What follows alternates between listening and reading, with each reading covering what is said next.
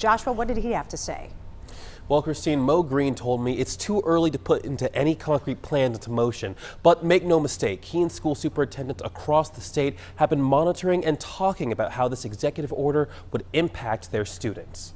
We have no idea what dismantle means.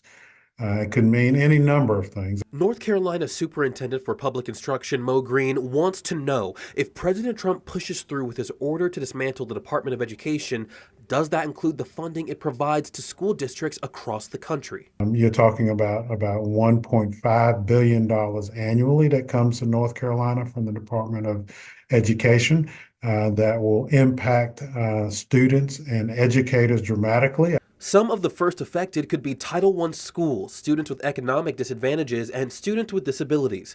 He says on average, 10% of North Carolina's various school systems budgets come from the federal government. To fulfill those needs, his department would need to turn to another state institution. We certainly would be looking to our General Assembly to be sure that they know that these are the needs of our students and would call on them because they have the constitutional obligation to fund our public schools. We also spoke about diversity, equity, and inclusion initiatives in education, something Green championed during his campaign and could be at risk due to this order.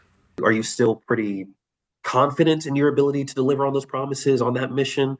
Are you a little bit nervous about it? I'm not concerned about our educators delivering on that.